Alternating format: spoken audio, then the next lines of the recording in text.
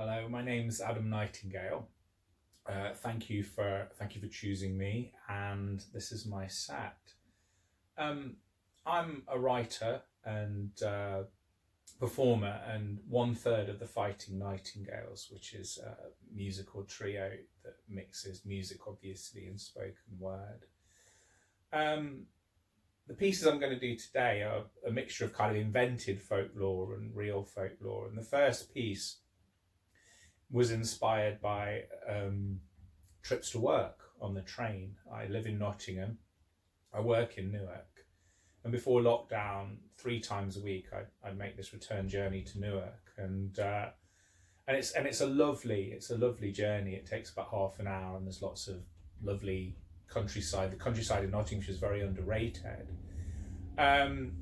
But after a while, you've seen everything there is to see, and then what your imagination tends to do is it tends to sort of invent things, and there's lots of kind of striking features in the countryside. And the most striking feature for me in the journey between Nottingham and Newark is a tree, a very distinct, strange looking tree with kind of human properties. And what I started to do after passing this tree numerous times was to just invent a little mythology for it. And then I just wrote a piece about this mythology I had invented.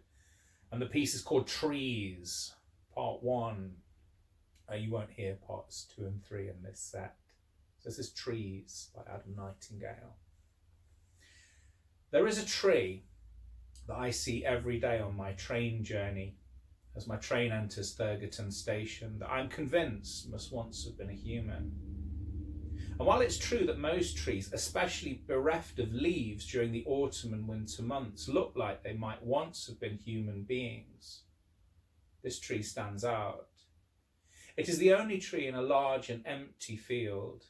In an empty field, it can't disguise its anthropomorphic qualities so easily as it might once have done in the company of other trees in neighbouring fields, nor do I think it wants to. I think if the tree was once a human being, it must have been a witch. And while most trees look like they might well have been witches once upon a time, this tree stands out. If the tree was once a witch, I don't think she turned herself into a tree. I think it was done to her, possibly by other witches, for some unknown crime against her own kind. Whatever the crime was, it must have been bad. That's why I think the field is empty, because it's not a field. It is a prison cell, and she is in solitary confinement, kept apart from the general prison population, rooted to the ground and lined up together in neighbouring fields for their own protection. At some stage in her presumably eternal prison sentence, humans must have got involved. A single pylon crosses the field, except I now know that it is not a pylon, but a powerful electrical fence. At some point in the recent past, as belief in magic waned and confidence in the potency of a witch's penitentiary began to erode, witches were forced to collude with humans in order to contain their quarry. In recent years, an uneasy alliance of science and magic has kept the witch restrained, as ancient hexes are blended with raw electrical power diverted covertly from the national grid. But I don't think it will be enough. I think the tree was once forced to stand in the centre of the field. It certainly doesn't now. It stands about 100 or so yards from the main train track. The watchers aren't watching anymore. My second piece was inspired by, again, numerous trips to London that were work related. I work in museums, and I was working in a museum in Nottingham this time, and this Nottingham museum had a sort of office and a little bit of an offshoot in London, in the Royal Courts of Justice, the last of the great neo-Gothic buildings, and it was an absolutely beautiful and fascinating building to work in. And the way they organised our trips to London is that they tightly controlled our timetable and didn't give us a lot of time to hang out in London. There was quite a quick turnaround, but we did have enough time to just explore the surrounding area of London. And I quite like to go into the Church of St Clement Danes that was opposite the Royal Courts of Justice. And the Church of St Clement Danes is famous for being the first church mentioned in the Oranges and Lemons nursery rhyme. And I remember going in there one day and just seeing a very strange lady, and this is going to sound bizarre, that I wasn't completely convinced was a human being. And you know, it kind of affected me in quite a strange way, and sort of challenged my worldview, which is a Christian worldview. And so as I sort of processed these thoughts, I wrote them down in a notebook that I always carry, and then turn them into a story. So what you're about to hear is my experience, although it is a fictionalized and embroidered version of that experience. So it is a work of fiction, but I'd say it's 90% true, if that makes sense. And it's called An Encounter with a Ghost in St Clement Danes. I saw a ghost in St Clement Danes. She was standing to the left of the altar, obscured by a pillar. At first I thought she was a mannequin, but she moved. She moved fractionally and so discreetly that I doubted for a moment that I had seen her move at all. The side of her face looked like wax, or slightly melted wax. She dressed like an untidy suffragette. I wanted to move to a different angle to catch her in movement without being seen. She tilted her head and moved her hand.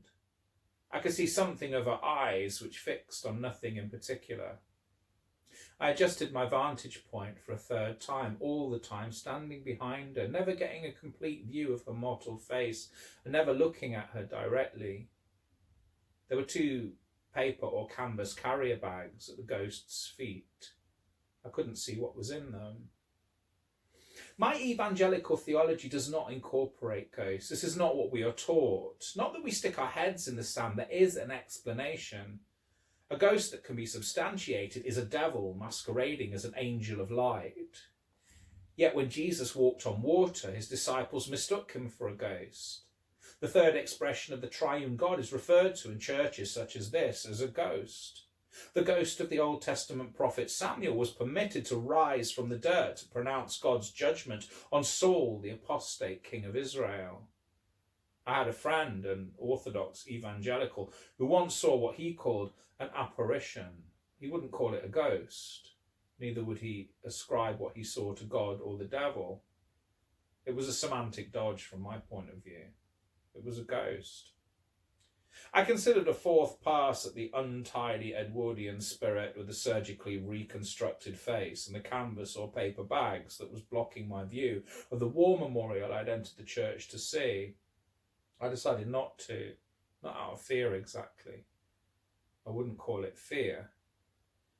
I sat down outside the church within its traffic island borders amongst the statues of statesmen and genocidal air marshals.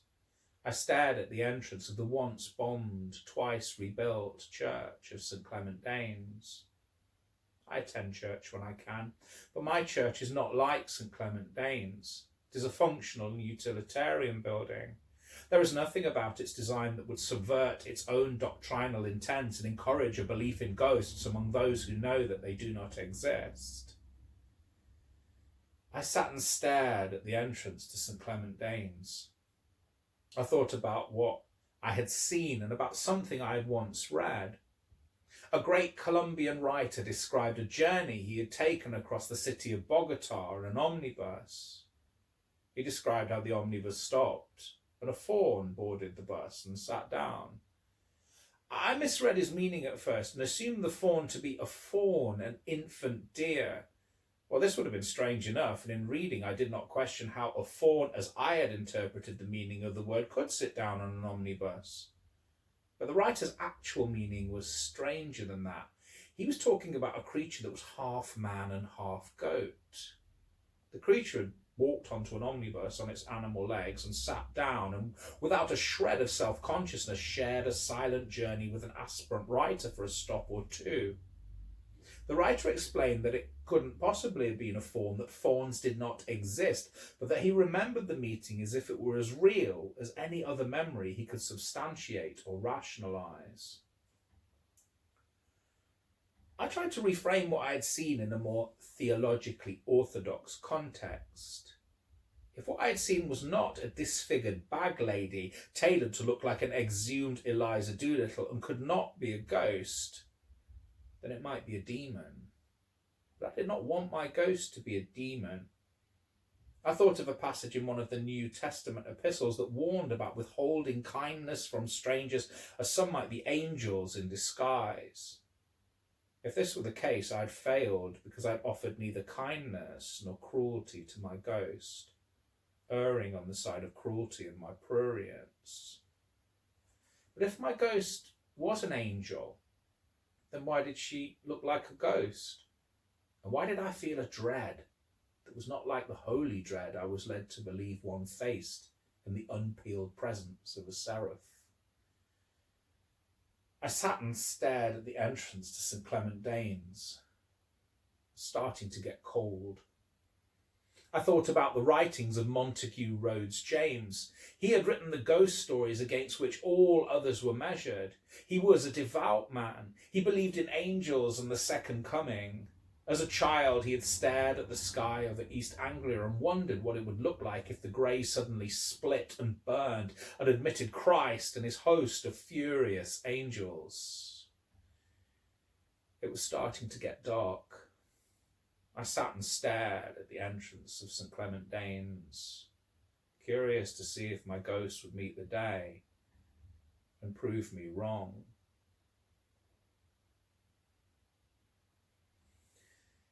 The last two pieces were sort of invented mythology by me.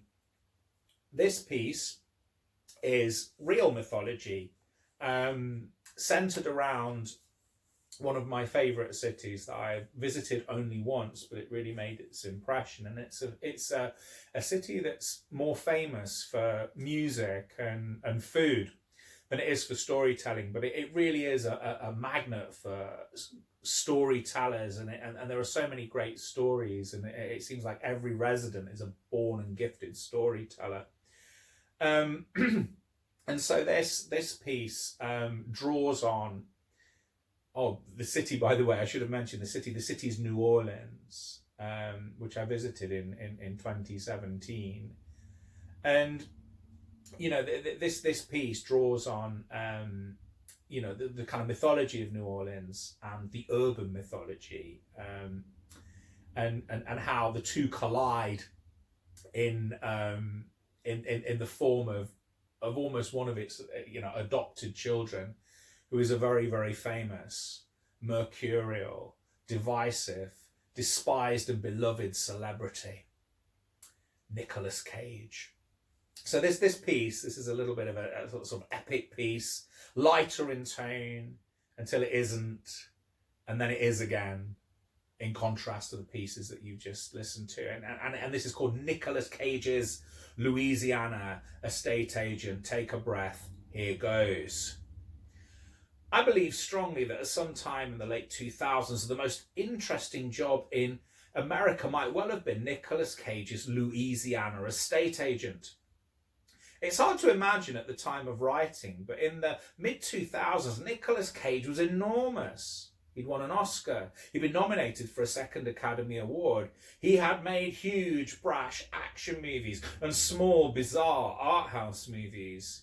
He was larger in life on screen in ways that might not have been seen before. He was the bastard, brain-damaged heir apparent to Jack Nicholson, and watching him might lead you to believe that Stanislavski was a pussy and that Chekhov was for cowards. Nick Cage was brilliant and awful and inspired, often at the same time, and it didn't matter. He was never boring. He was believed to have been worth around $125 million. Not for Nicolas Cage was spending your fortune wisely. Not for Nicolas Cage was making your money make money. Nick Cage was a spender, and Nick Cage was predestined by the mercurial god of the lovably obscene to collide with the IRS. That was his nature of his transition at the crossroads. And here's a list of some of his acquisitions. 1, a first edition Superman comic. 2, a shrunken pygmy's head. 3, a real-life pet octopus that cost exactly as much as a first edition Superman comic. 4, a dinosaur skull that cost Cage something in the region of $250,000, which Cage had to give back on account of the fact that it was stolen. I don't know if Nicolas Cage ever got a refund. And then there were the properties. Seems like Nicolas Cage never made a movie in a country or he didn't buy a property. He bought a couple of castles in Europe, a chunk of space in Rhode Island, as well as an entire island in the Bahamas to the tune of $3 million. In 2009, Cage made the movie Bad Lieutenant Port of Call, New Orleans in New Orleans, and went crazy buying property. No one really knows how much property Nicolas Cage bought in New Orleans, but there are a couple of purchases that are a matter of public record. Nick Cage bought Our Mother of Perpetual Help in the Garden District, address 2523 Prytania Street, a mansion built in the Greek Revival architectural style that was also once the headquarters for the occupying Union Army in the American Civil War and a retirement home for ancient Catholic priests. The author of Interview with the Vampire used to own the place but never actually lived there. Nick Cage bought the LaLaurie Mansion, the most haunted building in all of New Orleans, address 1140 Royale Street. Well, you can see the attraction of the LaLaurie Mansion for the man who made Wild at Heart, Red Rock West, Vampire's Kiss, Kiss of Death, Drive Angry, the awful remake of The Wicker Man, and 2 Ghost Rider movies. Delphine LaLaurie, who back in the 19th century gave the mansion its name, was an evil, twisted sister. Exactly the sort of person Cage might well have played in the as-yet unmade movie version of her life. If Cage had been born a woman, don't rule it out, it may yet happen. Madame Delphine LaLaurie was a socialite. She threw perfect dinner parties. She lived in a house on the corner of Royale Street and Hospital Street in the heart of the city's famous French Quarter.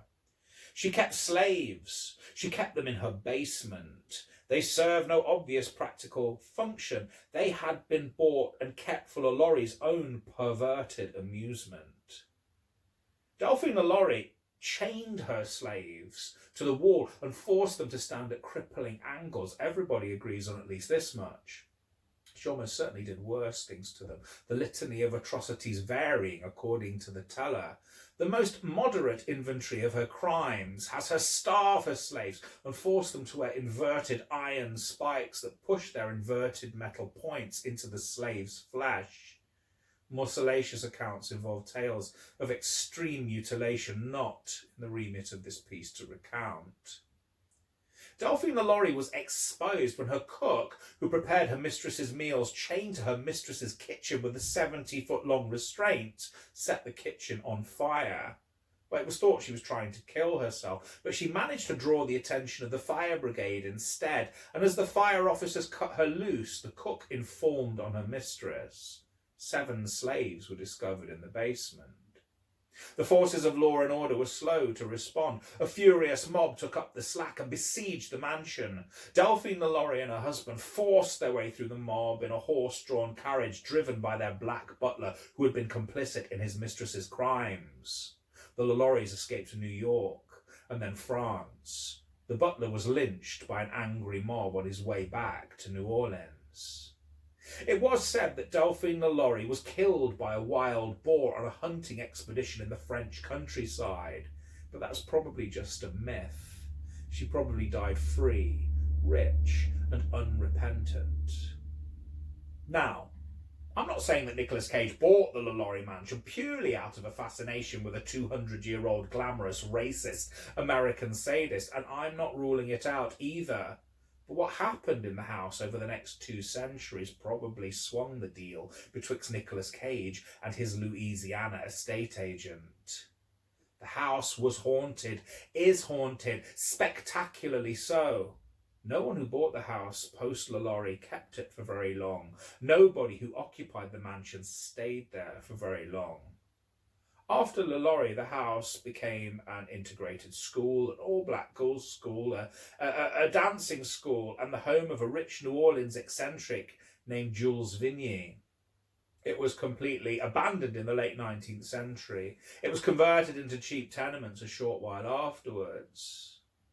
All of the occupants were driven out by a mixture of screams and groans and apparitions of black ghosts in chains, ghosts wrapped in shrouds, a ghost armed with a whip, and an apparition of a well-dressed woman observed standing over the crib of a sleeping child. A homeless man was thought to have slept in the abandoned Lorry mansion. He vanished somewhere within its walls. Jules Vigny was found dead inside a mansion, his body stuffed inside a child's cot. After the Lorry mansion had been abandoned for the second time in its history, a savvy entrepreneur bought it and tried to make its uncommercial elements work in his favour. He turned the Lorry mansion into a theme bar. He called the bar the Haunted Saloon, but the problem with the Haunted Saloon was that it was a haunted saloon and business didn't last very long. The bar was replaced by a furniture store that didn't fare that much better, the stock mysteriously destroyed by invisible vandals and coated with black liquid. The owner stayed up all night in the hope of punishing the culprits. He held vigil with a sawed-off shotgun. Didn't make a difference. He sold up sometime afterwards.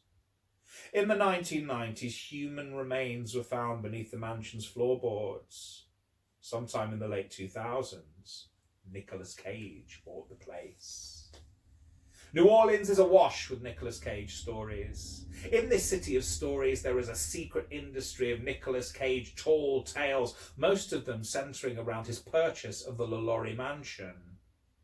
I once stood outside the Lorry mansion on the junction of Royale and Hospital Street, positioned between two competing tour guides, each providing their own crowds of adoring tourists with their take on the famous haunted building. Both guides provided the basics regarding Madame Delphine Lalaurie and her atrocities. Each guide took a different approach to the mansion's legacy. The first guide took umbrage with the casting of the actress Kathy Bates, who played a version of Lalaurie in the third season of the television series American Horror Story. The guide seemed to have an issue with the fact that the real Lalaurie was conventionally beautiful, and that the casting of Kathy Bates was, in her opinion, somewhat unorthodox. The other tour guide riffed on Nicolas Cage, introduced Cage as the Ghost Rider himself. He talked of Cage and his family's stay in the mansion could be measured in days. Cage was said to have fled the mansion with his wife and children, checking into a nearby hotel.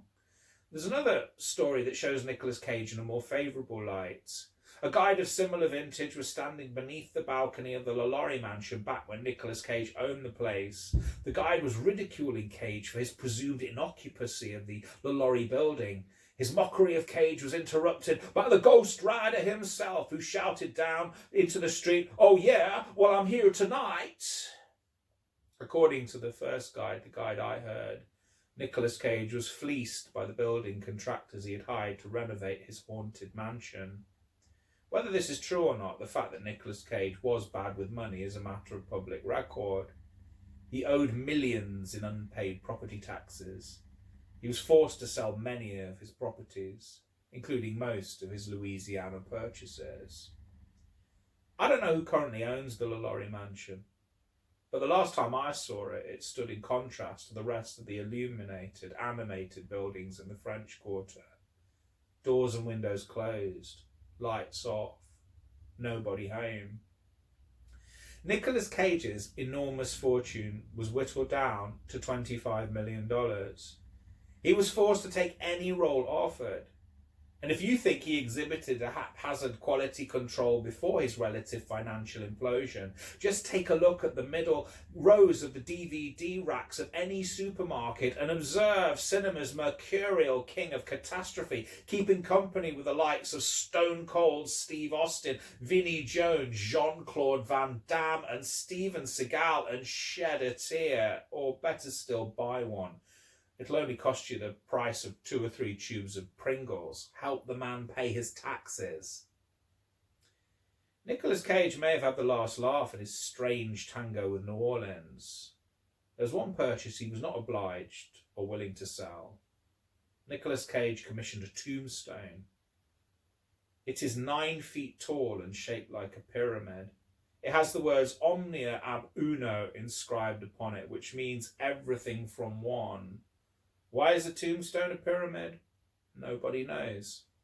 There is a theory that Nicolas Cage chose the shape in honour of a similarly shaped symbol on the poster of National Treasure, one of his most commercially successful movies. This seems a little too literal to me, and Nick Cage isn't saying one way or the other. The pyramid sits in number 1 cemetery. And if the pyramid is intended as Nick Cage's final corporeal resting place, the movie star will be keeping company with another Crescent City femme fatale. Marie Laveau, the voodoo queen of New Orleans, is buried nearby. And when the sad day comes, when Nicolas Cage is gone and entombed like an Egyptian pharaoh, I imagine his ghost would be most welcome amongst the company of roaming spectres in that glorious living city of the eccentric dead. Thank you ever so much for watching and listening.